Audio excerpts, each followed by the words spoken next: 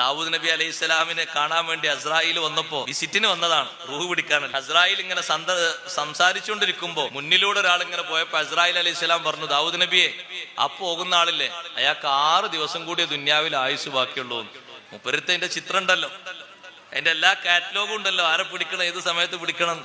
അസ്രായിൽ പറഞ്ഞു, ആ പോണ ആൾക്ക് 6 ദിവസം കൂടിയ ദുന്യാവിലുള്ളൂ.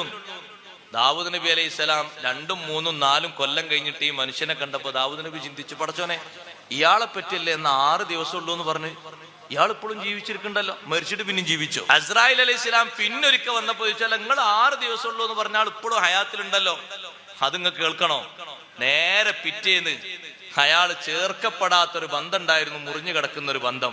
ആ ബന്ധം ചേർത്തിട്ട് ബന്ധം ഉഷാറായപ്പോ അള്ളാഹു തആല ഒരു 20 കൊല്ലത്തെ ആയുസ്സും കൂടി നീട്ടിക്കൊടുത്തിട്ടുണ്ട്.